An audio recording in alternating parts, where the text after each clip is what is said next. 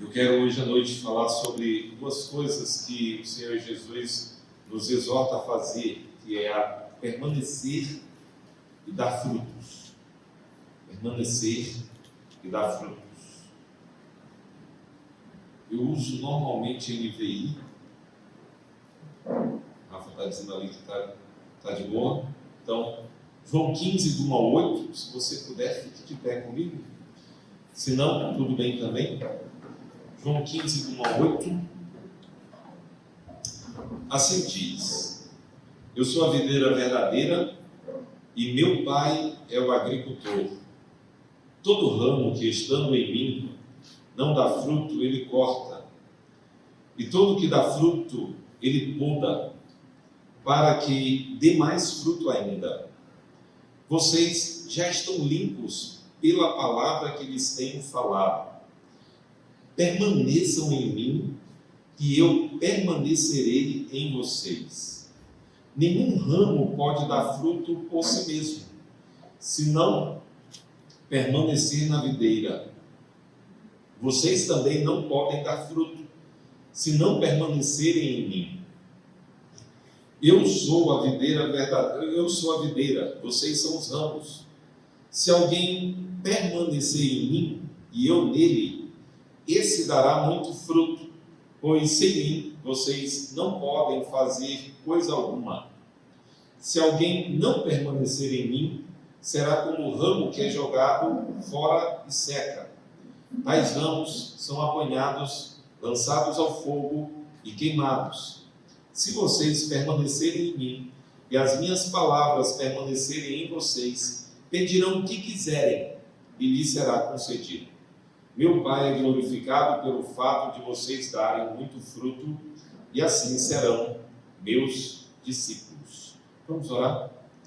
Senhor, queremos te agradecer muito, Deus, pelo privilégio que o Senhor nos dá de, como igreja, como povo do Senhor, estarmos juntos, reunidos, cantando louvores, e nesse momento, Pai, atentos à Tua palavra.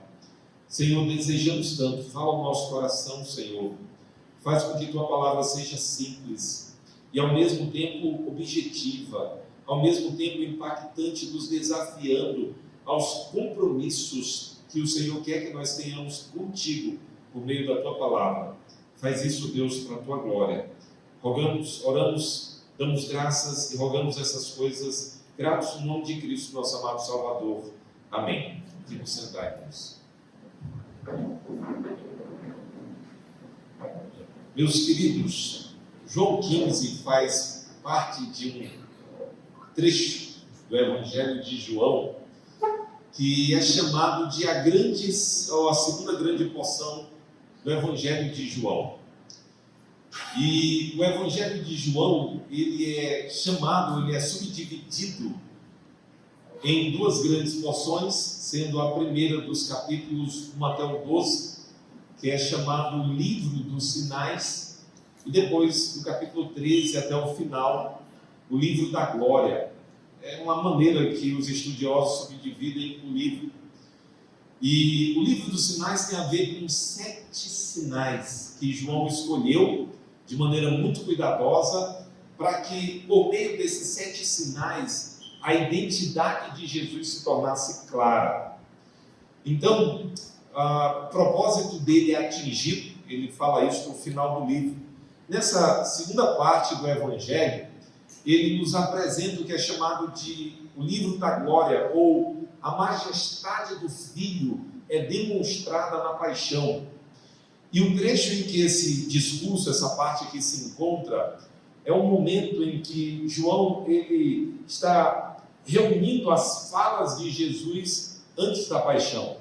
No capítulo 13, Jesus está com seus discípulos e ele está tomando a última ceia antes da sua paixão, antes dos seus sofrimentos na cruz. Mas ele toma a ceia e ele quer falar aos discípulos antes de ir. Esse trecho dos capítulos 13, 14, 15 e 16, juntamente com a oração do capítulo 17, é chamado de discurso de despedida. E o Senhor Jesus está com seus discípulos e deseja instruí-los. O Evangelho de João, por causa desse trecho longo, é chamado, para alguns estudiosos, de Evangelho de um dia. Porque os capítulos 13, 14, 15, 16 e 17, todo esse longo conteúdo, ele acontece, ele foi registrado no momento que Jesus está com seus discípulos. Então, praticamente, nós temos um terço do Evangelho aqui. Então, por isso, alguns estudiosos o chamam assim. Nesse momento do discurso de Jesus, que Jesus prepara os seus discípulos para a sua partida, ele quer falar sobre a importância de permanecer e a importância de frutificar. E nós queremos, através das palavras do Senhor Jesus, entender isso um pouco mais. Antes da gente entrar no texto, eu quero dizer 3 coisas sobre o texto. A primeira é que essa metáfora usada por Jesus, a metáfora da videira, dos ramos, dos seus frutos, ela era extremamente conhecida. Extremamente conhecida no Antigo Testamento. Várias vezes no Antigo Testamento, Israel é comparada a uma videira. Leia, por exemplo, Isaías 5. É só um dos vários trechos que os profetas e outros personagens do Antigo Testamento usaram para se referir a Israel. Israel como uma videira. Segundo, os autores do Novo Testamento também com abundância. Os evangelhos sinóticos, por exemplo, se utilizam quase que uma dezena de vezes essa metáfora da videira para trazer algo acerca do ensino do Senhor Jesus. Terceiro, o judaísmo, toda a produção literária dos judeus se utiliza bastante dessa metáfora da videira para trazer um ensino comparativo. E por fim, não apenas Israel, os termos de Israel apresenta isso, mas o Oriente, de maneira geral, gostava muito dessa metáfora. Segunda coisa que eu quero destacar, João não está criando um discurso e colocando esse discurso nos lábios de Jesus. Como assim? Se a gente pegar as vezes em que a ideia de videira está sendo usada nos evangelhos sinóticos, quase sempre, mas não sempre, está apontando para o futuro. É o que é chamado de escatologia futurista. E aqui João usa a expressão se referindo ao presente. É o que os estudiosos também chamam de escatologia realizada. Aí, gente que não é muito crente, mas é religiosa, diz que João criou esse discurso. Que esse discurso, ele não necessariamente estava nos lábios de Jesus. Então você pode até dizer, mas Cleiton, eu acho que eu não conheço ninguém, pelo menos ninguém aqui em Ribeirão Preto, que é esse tipo de pessoa que vai para a Bíblia e acredita que a Bíblia não é inspirada. Gente, eu não sei se eu tenho sorte ou azar. Várias vezes, quando eu estou no voo, do meu lado eu sento um ateu. Várias vezes. E mais recentemente eu vendi um carro, acho que em agosto, setembro do ano passado, e tenho andado muito de Uber, sempre tentando puxar uma conversa com o Uber. E alguns, o último que eu peguei, ele disse, mas você acredita em Moisés? Eu disse, bem, no que a Bíblia fala sobre Moisés, não. O Deus do Antigo Testamento é outro. Ele disse, nós não podemos confundir o nosso Deus com o Deus do Antigo Testamento. Bem, o meu Deus, ele é o mesmo Deus no Novo e no Antigo Testamento. Estou falando de gente aqui de Ribeirão, que diz que a Bíblia é palavra de homens, que diz que o Deus do Antigo Testamento, provavelmente um aluno do Caio Fábio, que diz que o Deus do Antigo Testamento é outro Deus, que Moisés é um cara que ensinava guerra, que mandava matar bebezinhos que eram loucos. Estou falando de gente de Ribeirão, que a gente conversa, que a gente conhece, e de repente você escuta coisas que você diz, cara, puxa vida, não pensei que iria encontrar esse nível de loucura, mas estou falando aqui de Ribeirão. Então, eu não encontro entre esses, e eu imagino que nenhum de nós aqui, entre aqueles que pensam que João está colocando palavras nos lábios de Jesus, que esse não é um discurso legítimo de Jesus. É lógico que é, cremos que é. O Senhor Jesus é esse grande mestre que consegue falar da videira em termos futuros, mas também em termos presentes. Não há nenhuma incompatibilidade nisso. E a terceira coisa que eu quero ainda dizer, nosso texto vai começar com a expressão eu sou. João utiliza ela 7 vezes, essa é a 7ª, a última vez, e João se utiliza de maneira pedagógica e proposital para demonstrar a identidade do Filho. Ditas essas coisas, nós possamos agora nos dirigir ao texto, verso após verso. Eu sou a videira verdadeira. João está dizendo quem é esse homem que também é Deus. Esse título eu sou, ele não é usado por nenhum profeta do Antigo Testamento. Jesus foi confundido com um grande profeta, Jesus foi chamado de curandeiro, Jesus foi...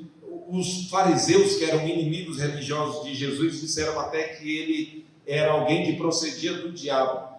Mas, ainda que a identidade de Jesus causou dificuldade para pessoas no passado e no presente, João está dizendo que Jesus usa essas palavras, eu sou, apenas Deus no Antigo Testamento.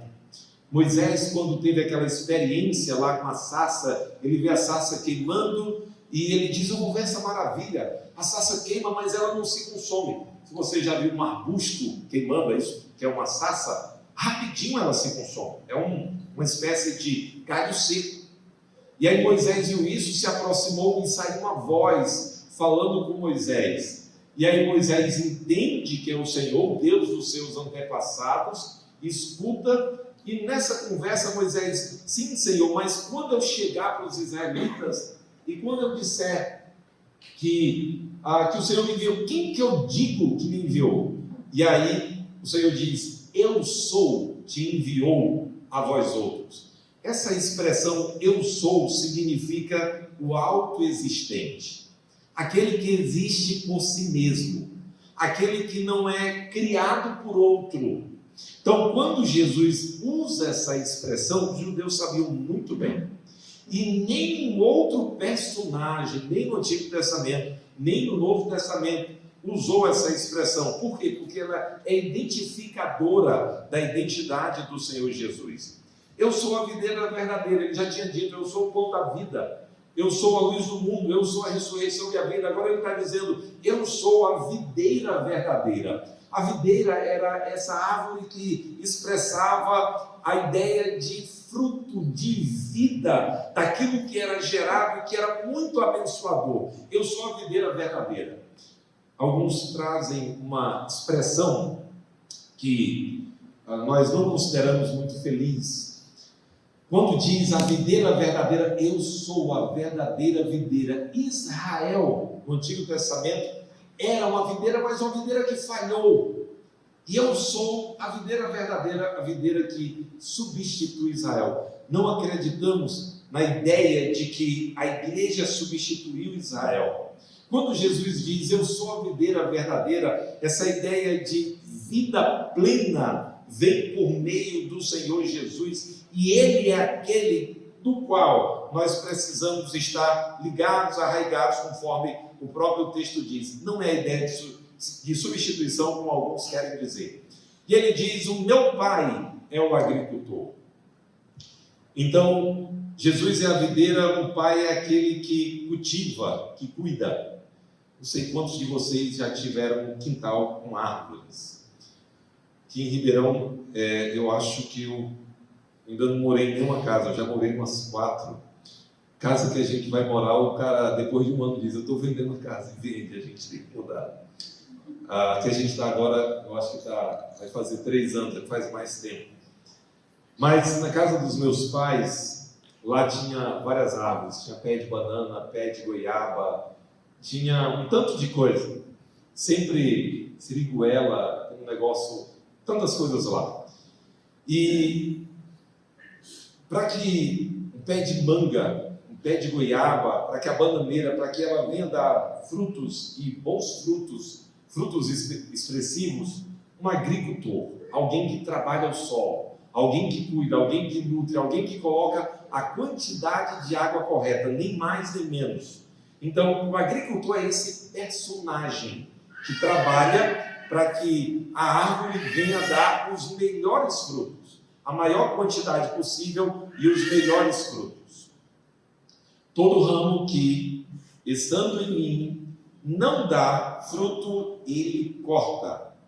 E todo que dá fruto, ele poda, para que dê mais fruto ainda. Os frutos na videira vêm a partir dos ramos. E nas palavras de Jesus, que são autoexplicadas, Jesus é a videira, nós que estamos ligados a Ele somos os ramos, e há um interesse muito grande em frutos. Esse tema percorre os evangelhos de uma maneira muito impressionante. Todo ramo que estando em mim e não dá fruto, ele corta. Jesus não está em nenhum momento falando em perda de salvação. Alguém que realmente era nascido, alguém que realmente provou do Senhor e não deu fruto, por isso é cortado. Não, na verdade, uma metáfora não pode ser interpretada como uma alegoria, em que nós queremos encontrar um paralelo para cada declaração dada. Quando a gente faz isso, a gente está alegorizando o texto e não entendendo a ilustração, a metáfora que está sendo apresentada. Então o Senhor Jesus fala de não dar fruto. Não dar fruto é um problema muito grande. E ele diz, todo que não dá fruto, ele poda para... Aliás, e todo que dá fruto, ele poda para que dê mais fruto ainda. Essa ideia parece estranha. Como assim? Um ramo que dá fruto, ele poda para que venha dar mais frutos ainda. Das várias árvores que tinha lá na casa dos meus pais, tinha uma que eu tinha muito contato com ela, um pé de limão. Isso porque o meu pai, ele tomava um conhaque São João da Barra, um negócio bruto, não sei se você já tomou essa brutalidade, mas ele descrente, né, graças a Deus, ele conheceu a Cristo antes de partir. Ele descrente, ele dizia, eu estou com uma gripe, Cleiton, tira ali, me chamava de Cleiton, tira ali um limão, que eu vou tomar com uma dose desse conhaque para curar essa gripe. Foi desse jeito que eu tomei meu primeiro desce fogo. Conhaque é isso aí. E aí, eu ia nesse pé de limão com certa frequência. E esse nosso pé de limão dava muito limão. Mas de vez em quando meu pai podava. E meu pai fazia isso porque podando a árvore dava mais fruto. E não podando chegaria um momento que ela pararia de dar frutos. Ou os frutos seriam mirrados. Então a poda acaba sendo algo necessário para que venha mais frutos e que continue a se dar muitos frutos. Eu acho que lá das árvores, lá na casa do meu pai, aquele pé de limão, quase todos os anos, tinha uma carga muito boa, sempre dando muitos frutos. Então, todo aquele que dá fruto, ele poda, né? E essa poda, irmãos, na linguagem do Senhor Jesus, vai ser uma referência, muitas vezes, às provações as quais nós passamos. Elas vão identificar que nós pertencemos ao Senhor. E essa ideia de poda também tem a ver com certos momentos dolorosos que os eleitos passam por eles e permanecem. Os não eleitos acabam realmente dizendo, não, isso aqui não é para mim, e pulam fora do barco. Então, aquele que dá fruto, ele poda para que dê mais fruto ainda. Vocês já estão limpos pela palavra que lhes tenho falado. Se a gente pudesse, nesse momento, colocar uma lupa no texto e gravar esse versículo 3, ou destacar, você não estaria fazendo algo errado. Isso porque o próprio João faz quando relata as palavras do Senhor Jesus. Ele diz, vocês já estão limpos.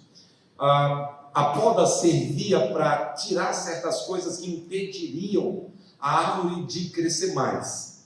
E se você puder, compre um livro de Tim Keller chamado Ídolos do Coração e leia o capítulo que ele fala sobre Abraão levar Isaac para o sacrifício. Se você ler só aquele capítulo, ele paga o livro.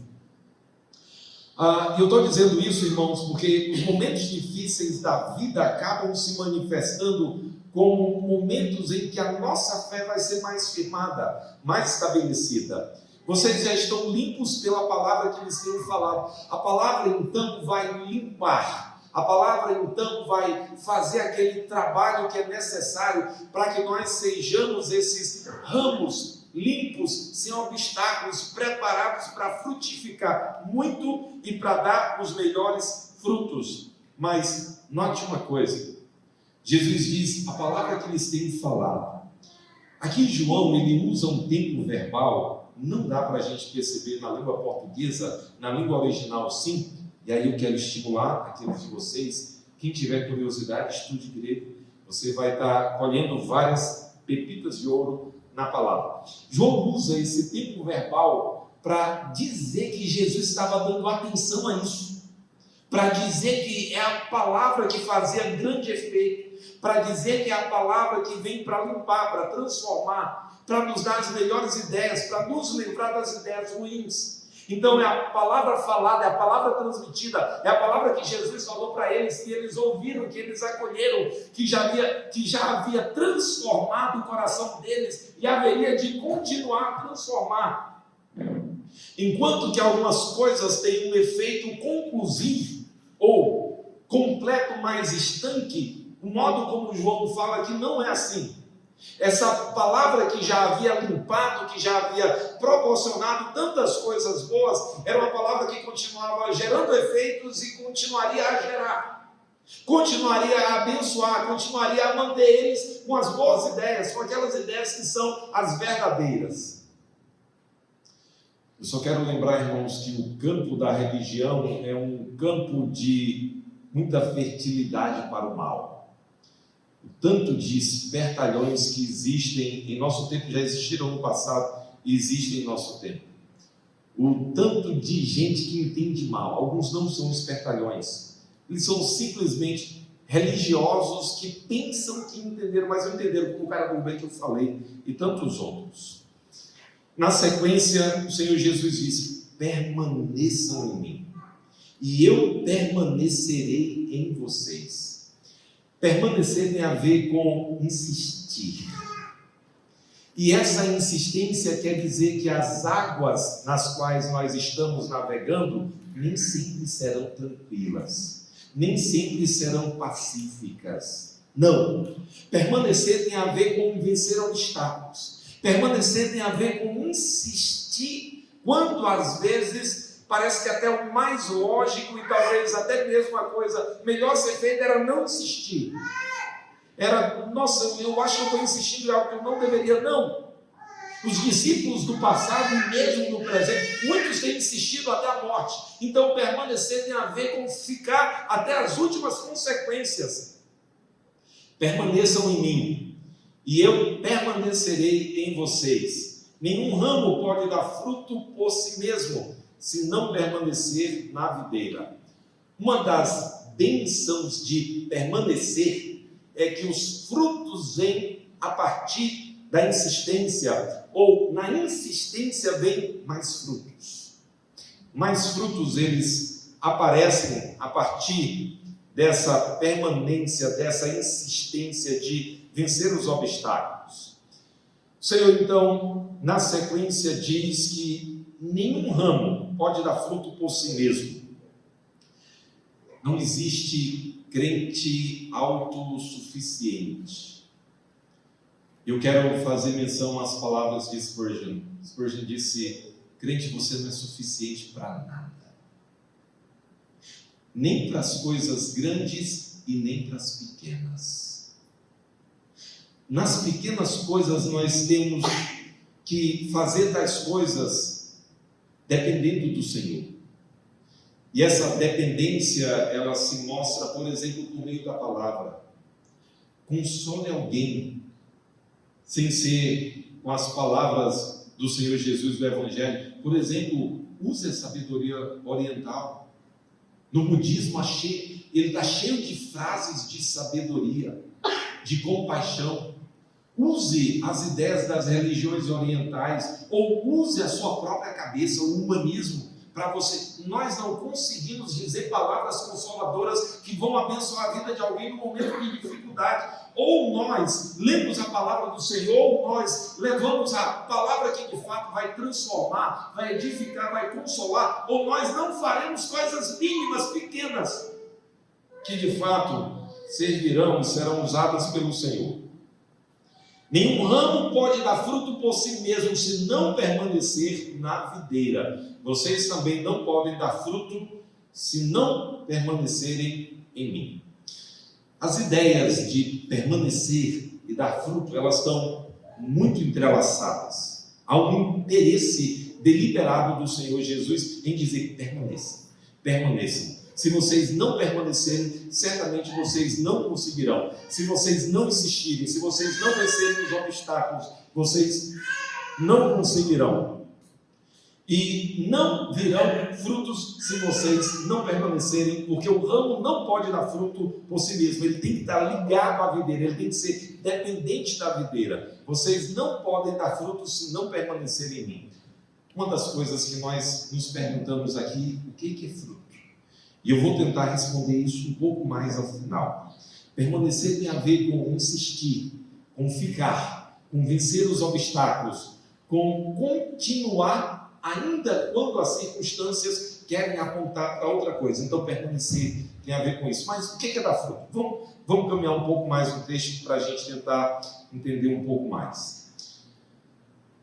Na sequência, os próximos 4 versículos, Jesus vai mais uma vez insistir nos pontos que ele vem tratando sobre permanecer e sobre dar fruto, mas além de falar sobre a palavra, agora ele tem uma outra coisa que ele quer colocar para os seus discípulos. Eu sou a videira, vocês são os ramos. Ele está insistindo nessa ilustração tão usada, tão contemplada, tão apreciada, não apenas em Israel, mas podemos dizer que em todo o Oriente.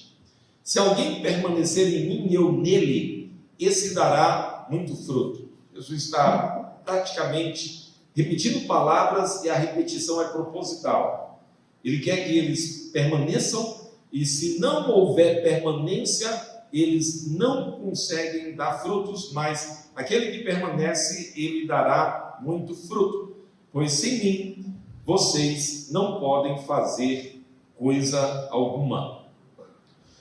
Queridos, uma das coisas que o Senhor Jesus quer que entendamos é que nós somos dependentes dele. Talvez uma das coisas que são mais belas, nem sempre é uma das coisas mais tranquilas da maternidade, é o bebê amamentando, né? Ele tomando leite. Às vezes não é a coisa mais tranquila, porque se demorar, o berreiro tem uns bebês que eu acho que são pentecostais. Eles quase que alertam um quarteirão inteiro. Mas imagine um bebê sem a sua mãe para amamentar. Ele não aguenta muito tempo. Se você pegar, por exemplo, a história de Agar, que ela depois insulta Sara, o Senhor diz para Abraão: olha, faz o que Sara está mandando, eu vou preservar. Mas chega um momento que Agar, eu não aguento ver a criança morrendo, e se afasta, e o anjo vem e acode, né, cuida, e aí vem os ismaelitas a partir daquele. É importante, irmãos, a gente entender essa relação de dependência, como uma criança que precisa da mãe, que precisa do leite materno, como um filho que precisa do cuidado, do alimento, da proteção, daquilo que os pais dão. Então nós somos dependentes do Senhor de tal modo que o Senhor deixa explícito para nós que sem Ele nós não podemos fazer coisa alguma.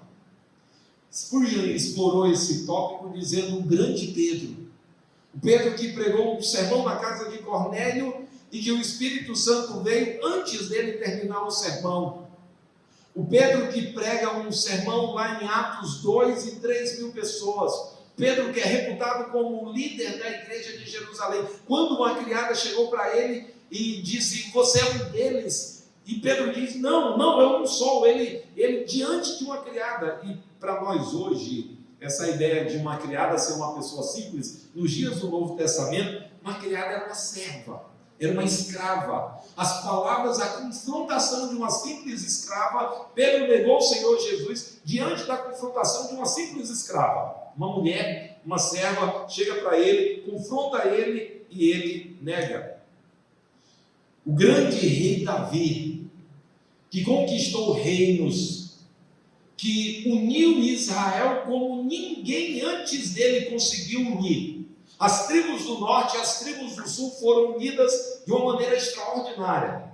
Os reinos ao redor, praticamente todos eles, passaram a pagar tributo a Israel. Mas o grande Davi sucumbe aos encantos de uma mulher. Os grandes personagens, em momentos em que se pode dizer: como assim? Fizeram coisas tão extraordinárias, fizeram coisas tão excelentíssimas e sucumbiram diante daquilo que era quase que inimaginável. Mas esse é o ponto. Nós não conseguimos fazer coisa alguma, nem pequena nem grande. Se alguém não permanecer em mim, será como o ramo que é jogado fora e seca. Tais ramos são apanhados, lançados ao fogo e queimados. O se, algumas vezes no Novo Testamento, é usado com a ideia de visto que. Aqui não é assim. Aqui o se é realmente uma condição. É uma condicional no sentido de: se isso for feito, tal coisa acontece. Se isso não for feito, tal coisa não acontece. Se alguém não permanecer em mim, se alguém não insistir, se essa relação não perdurar, será como o ramo que é jogado fora e seca. Ainda que nós encontremos as limitações de uma metáfora, nesse momento Jesus lembra que haverá um juízo. E esse juízo, ele vai ser derramado, finalmente derramada, a ira de Deus finalmente derramada sobre aqueles que ouviram o Evangelho, mas não deram ouvidos ao Evangelho. Nossa, essa mensagem é tão bonita. Irmãos, eu vim aos pés do Senhor Jesus, eu tinha 17 anos. E nesse período eu andava com a galera do mal. Eu pensava que era uma galera do bem, mas era uma galera do mal.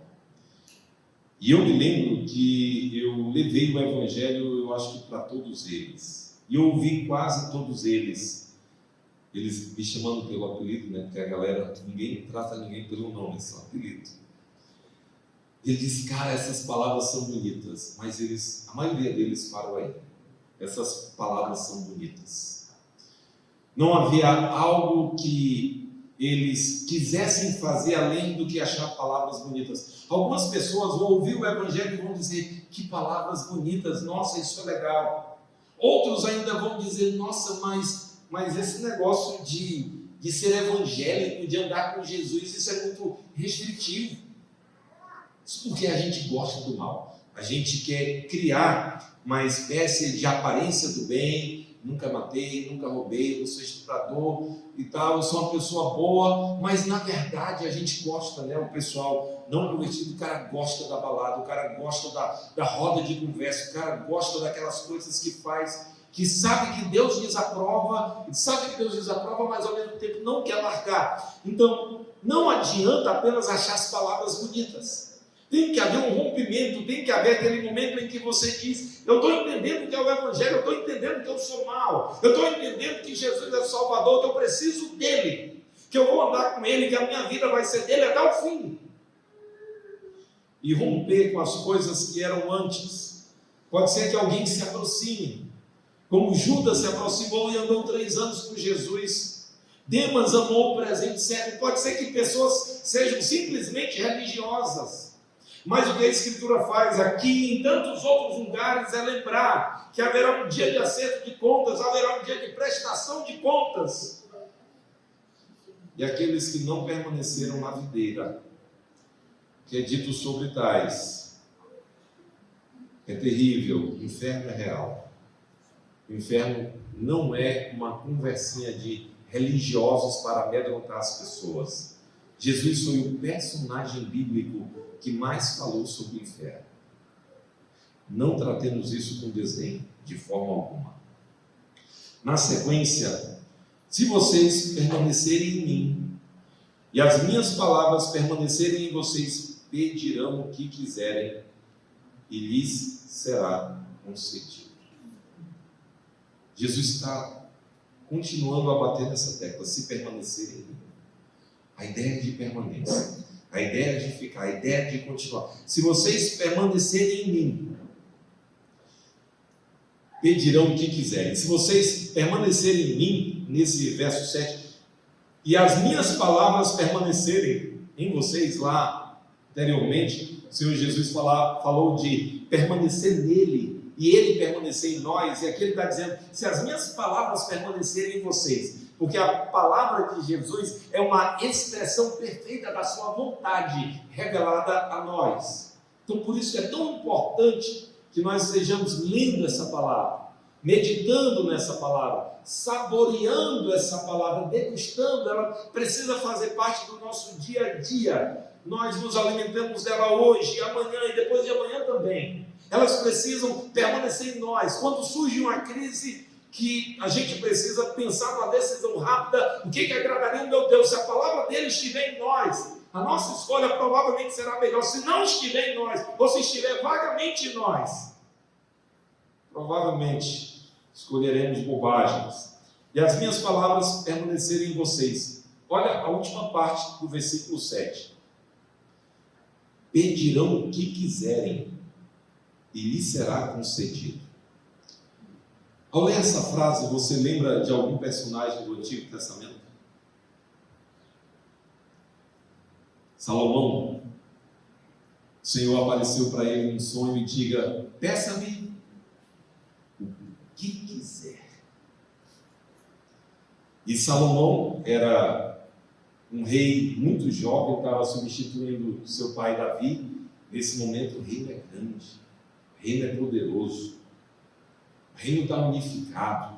As nações ao redor, todas elas pagam tributo a Israel, porque foram vencidas pelo rei Davi e o seu poderoso exército.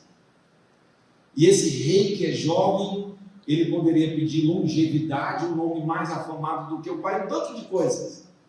Senhor, me dá sabedoria para cuidar do teu povo. Deus aprecia tanto a resposta de Salomão, o pedido de Salomão, que o Senhor disse, não apenas o que você me pediu, mas longevidade, bens, riquezas, fama, as demais coisas que um rei tanto aprecia serão dadas a você, porque você pediu o que exatamente deveria pedir. Alguns cristãos são muito infantis, e eles pensam que ao ler isso, Jesus está dizendo, eu posso pedir o que quiser. Deixa eu te falar o que é infantilidade. Como eu disse para vocês, eu vim a Cristo aos 17 anos. E eu vim a Cristo, pela graça de Deus, numa igreja que tinha muitos jovens. Talvez uns 40 jovens, 30, 40, 50, não lembro. Um grupo muito específico. E eu lembro de um deles, que ele começou a fazer uma oração. Vocês sabem que jovem é louco para namorar. Isso é uma das coisas que os jovens desejam muito. Mas ele fez um pedido muito infeliz. Ele disse, Deus, se o Senhor não me der uma namorada em 3 meses, eu não ando mais com o Senhor. E eu era muito amigo do cunhado desse rapaz, que tinha chegado à fé, sei lá, fazia um ano, alguns meses. Mas talvez ele deveria estar ouvindo os pregadores da Universal, que naquela época estavam na TV o tempo todo. Ele fez esse pedido, Deus, se o Senhor não me der uma namorada em 3 meses, não vale a pena andar com o Senhor. E os 3 meses passaram, e a namorada não veio. E ele cumpriu a palavra dele, se distanciou da igreja, nós o procuramos, nós conversamos com ele, nós tentamos demonstrar. Ele disse, como assim? Deus não me ama, Deus não cuida de mim. eu pedi algo para Deus, Ele não é o meu Deus. Ele é o nosso Deus, Ele não é o nosso servo.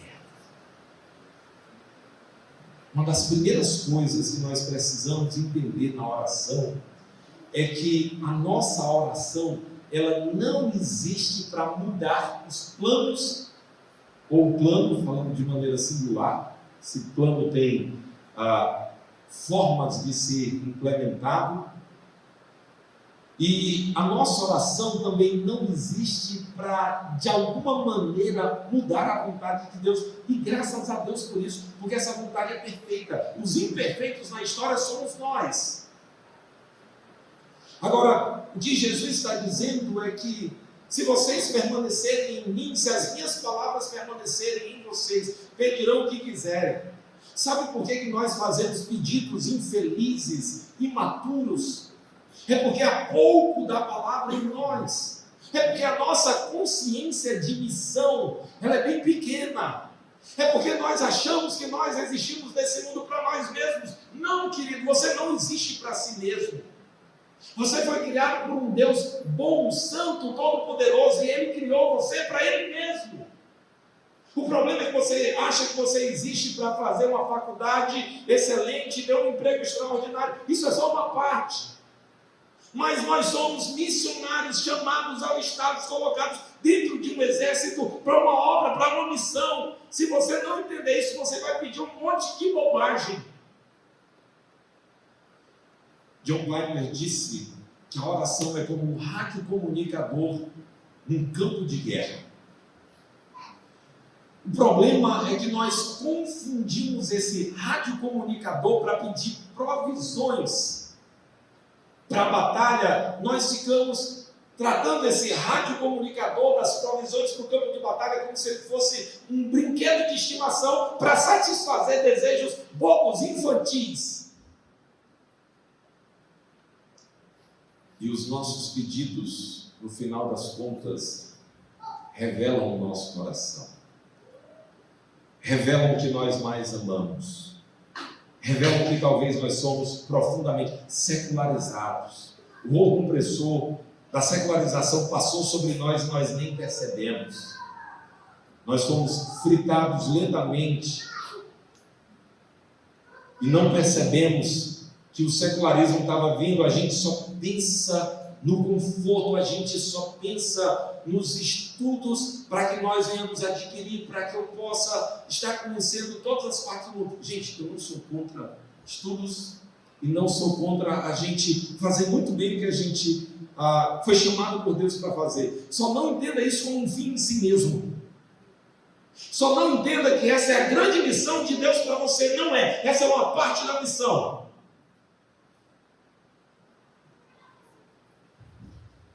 Se vocês permanecerem em mim, as minhas palavras permanecerem em vocês, pedirão o que quiserem e lhes será concedido. Alguém deveria musicalizar isso aqui, para a gente ficar cantando. Meus irmãos, o desafio de permanência e dar frutos não tem a ver com a sua capacidade, nem com a minha. O desafio de permanecer e dar frutos não tem a ver com algo que nós vamos fazer a partir de nós mesmos, com a nossa força, com a nossa inteligência, com a nossa capacidade, com isso, aquilo que depende só de nós. Não! O que está dizendo isso? Ele está dizendo o seguinte: eu vou te dar tudo que é preciso para você frutificar de maneira extraordinária. A palavra que você precisa, a direção que você precisa, as decisões que você vai tomar, todas as coisas que você vai fazer, eu mesmo vou te dizer. E eu vou te dar um meio de comunicação, a fala direta, para você pedir e ser dado. Nós precisamos lembrar que Deus é uma fonte inesgotável de toda a provisão, de tudo aquilo que nós precisamos, para que a gloriosa vontade dele seja feita em nós e através de nós. Se isso ficasse guardado no nosso coração, provavelmente isso mudaria as nossas orações.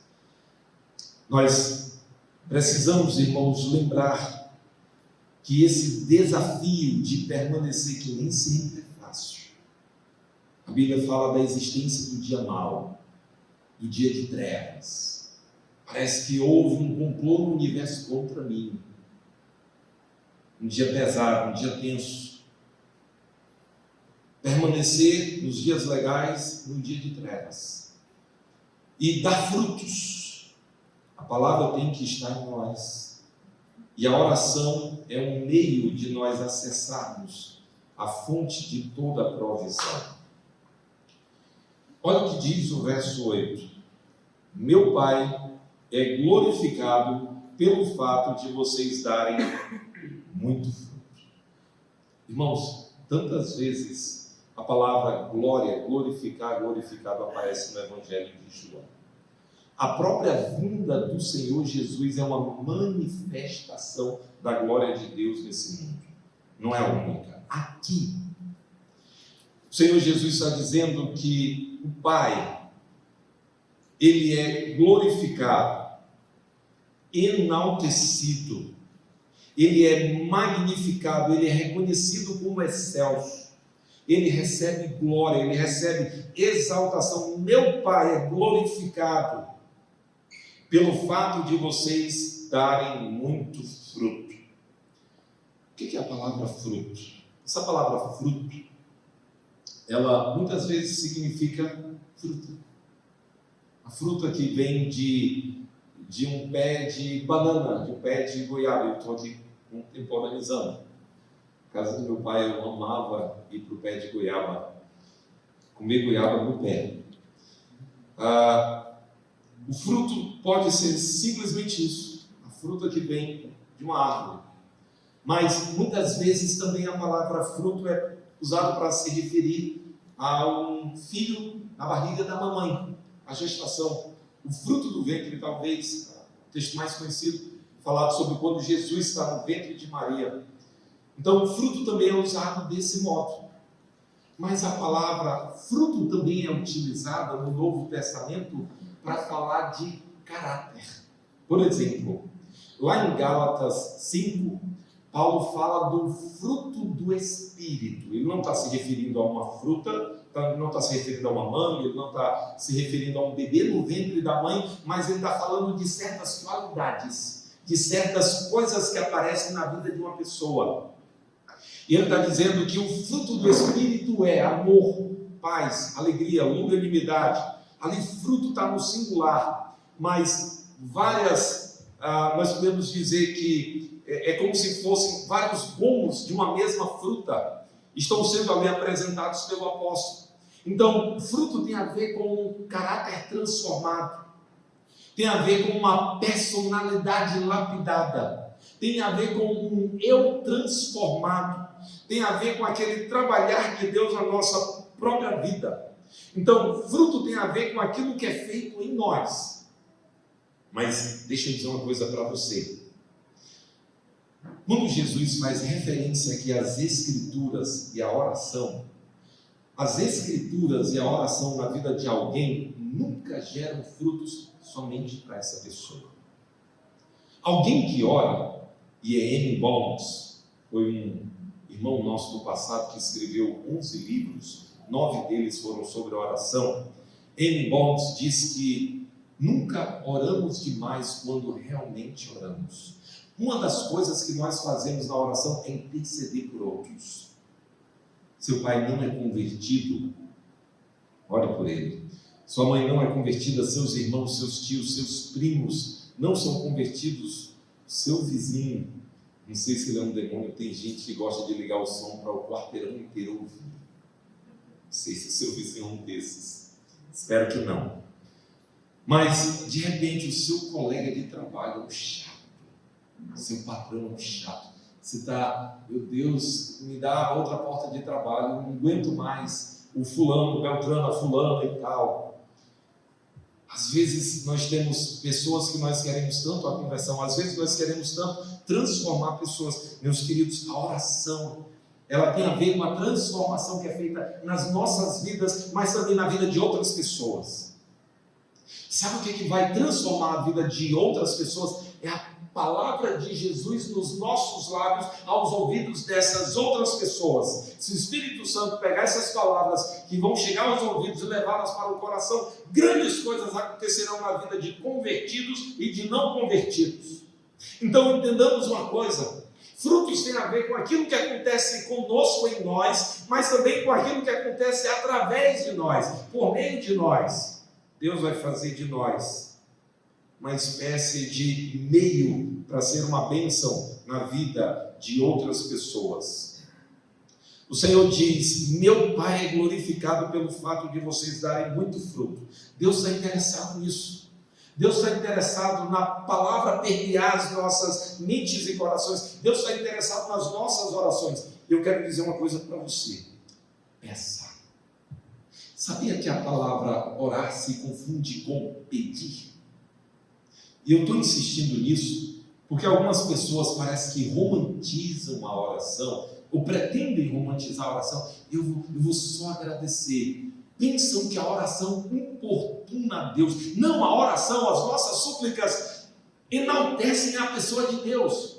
Nós estamos dizendo com as nossas orações: Deus, eu entendo que o Senhor é essa fonte inesgotável. Eu entendo que o Senhor é aquele que pode dar. Eu entendo que o Senhor é aquele que pode suprir. Eu entendo que o Senhor é aquele que pode fazer o que médicos não podem fazer, o que os sábios não podem fazer, o que pessoas poderosas não podem fazer. O Senhor pode. Por isso eu peço a Ti de todo o coração. Então, ao orar, supliquemos. Sim, agradeçamos. Louvemos a Deus, coloquemos nossas angústias, nossas tribulações e a de outros também. Oremos por nós e oremos por outros. Meu Pai é glorificado pelo fato de vocês darem muito fruto, e assim serão meus discípulos. Discipulado, então, é visto em pedirmos a Deus, e o efeito dessas coisas serem vistas como frutos, e isso nos apresentar como seguidores do Senhor Jesus, os cristãos. Meus irmãos, tendo dito isso, algumas aplicações para nós. A primeira delas: meu querido, não tente fazer nada por você mesmo. Você vai dar com os burros na água. A sua palavra, ao invés de edificar, ela vai atrapalhar, ela vai magoar, ela vai confundir. Não tentemos. É indevido que façamos isso. Uma segunda coisa que eu quero destacar: permaneçamos. Eu sei que tem dias que são maus. Eu sei que tem dias que você diz: Deus, por quê? Deus, por que comigo? Deus, não estou entendendo. Deixa eu dizer uma coisa para você: Deus não tem que explicar, e nós não temos que entender tudo. Nós temos que confiar, que amar e seguir. Talvez a gente não entenda agora. Não tome decisões precipitadas quando a angústia for grande demais. Provavelmente você vai fazer bobagem. Simplesmente permaneça. A fé faz isso. A fé nos leva. A fé faz com que Deus, eu não estou entendendo. Eu só confio que o Senhor é bom e que no final vai dar tudo certo. Então, permanecer tem a ver com isso. Terceira coisa: o próprio Deus está interessado em você dar fruto. Ele nos desafia a dar frutos, mas Ele está interessado nisso. Ele nos deu os meios. Permaneçamos alicerçados na palavra. Eu espero que você tenha terminado a sua leitura bíblica em 2024. Talvez coisas aconteceram, você ainda está terminando. Termine e turbine a de 2025. Lê a Bíblia toda, o ano todo. Que bênção para nós. Então, meu querido, permanecer tem a ver com estar no Senhor, vencer os obstáculos e fazer uso dos meios de graça, a palavra e a oração em nossas vidas.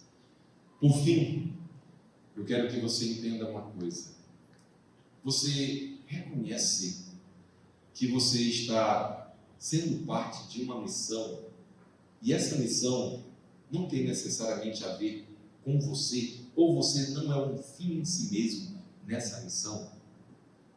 Eu espero que você entenda isso muito bem, porque aí você vai entender que o seu trabalho, os seus estudos, a sua família, os seus projetos, eles devem estar alinhados com essa missão de Deus, de você ser uma testemunha do Evangelho onde quer que você esteja, e de você levar pessoas a Cristo nos contextos onde você está.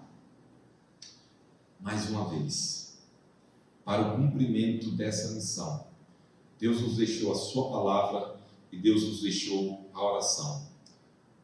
Como é que tem sido a sua vida fazendo uso da palavra? A palavra tem permeado sua mente e coração? Deve. Como é que é seu tempo de oração? Talvez você seja fraco para orar sozinho, para ter mais tempo orando sozinho. Convide um amigo, convide uma amiga.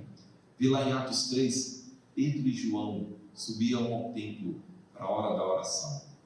Meus irmãos, tantas vezes eu me vejo tão fraco. Tenho alguns amigos que já durante alguns anos temos orado juntos. E eu digo isso porque eu me reconheço como fraco. Sendo fraco é tão bom ter um amigo com quem nós nos encontramos para orar. Mais uma vez, citando Tim Keller, se você puder, compre um livro dele chamado Oração. Quando as Torres Gêmeas foram destruídas lá nos Estados Unidos, ele e a esposa dele disseram o seguinte: se nós não nos dedicarmos à oração, nós não suportaremos. Eles dois fizeram um compromisso naquele dia. Todas as noites eles iriam juntos orar. Tim Keller, ele já faleceu recentemente. Ele foi um orador internacional. Às vezes o Tim Keller estava do outro lado do mundo. Ele tinha um horário que ele ligava para sua esposa. Ele não conversava com mais ninguém. Era um tempo deles de oração pelo telefone. Todos os dias eles estavam juntos em oração. Que no cumprimento da missão, a palavra e a oração façam parte de nós, para que nós permaneçamos dando muito fruto para a glória de Deus. Vamos orar? Senhor, obrigado por tua palavra, obrigado por essa igreja, obrigado pelos 9 anos, obrigado, Deus, pelo Rafa, pela equipe de líderes, por todos os irmãos. Que a tua graça, Deus, seja mais e mais abundante, que a tua bondade seja mais e mais evidenciada sobre esses irmãos, sobre essa comunidade de discípulos, e tudo isso para a tua glória. Damos graças, pedimos, em nome de Cristo, nosso amado Salvador. Amém.